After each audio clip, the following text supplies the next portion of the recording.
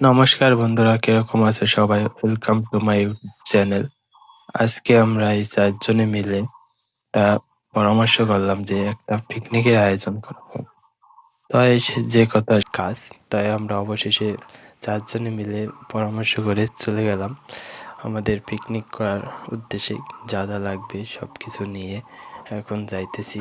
এখানে এসে আমাদের যেসব জিনিসগুলো ধোয়া লাগবে সেই সব জিনিস আমরা এখান থেকে ধুয়ে নিয়ে যাইতেছি, যাতে আমাদের এখানে বারবার না আসা লাগে। কারণ আমাদের এখান থেকে অনেকটা দূরে ফাঁকা স্থানে আমরা এই আয়োজনটা করব দেখে এখান থেকে পরিমাণ মতো জল এবং সবকিছু ধুয়ে নিয়ে যাইতেছি।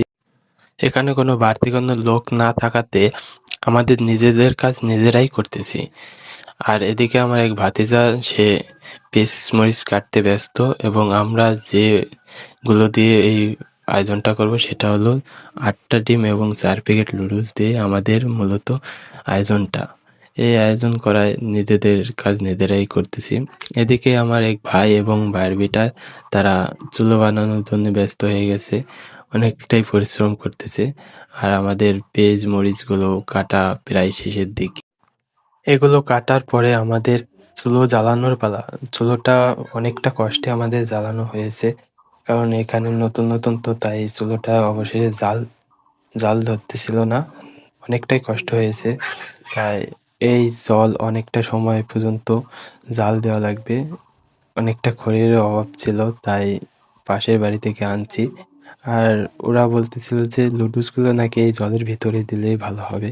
আমি বলছিলাম যে না, অন্য কিছুতে দিই, বা লুডুস দিয়ে তার উপরে গরম জল। কিন্তু যে ওরা বলতেছিল না, এইভাবে দিলে ভালো হবে।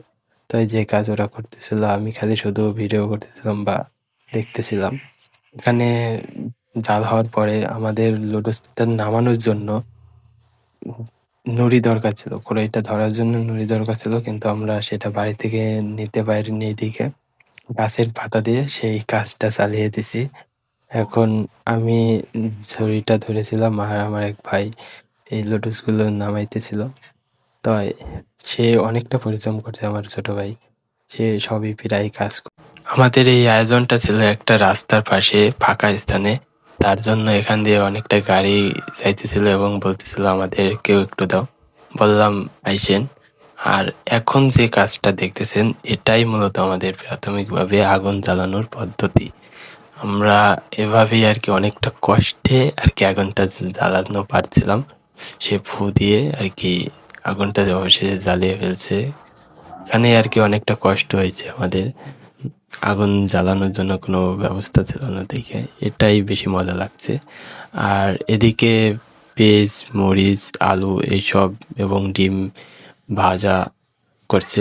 ভাজা করা প্রায় শেষের দিকে।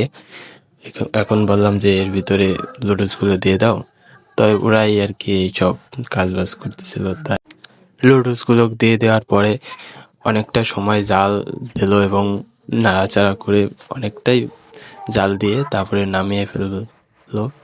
কিন্তু যে এখন অবশেষে আমাদের এই যে সেই ফাইনাল লোক যে লুডুস আর কি আমরা এতক্ষণ সময় ধরে কষ্ট করে রান্না করছি, তাই এখন আমরা সবাই মিলে বসে গেলাম খাওয়ার উদ্দেশ্যে।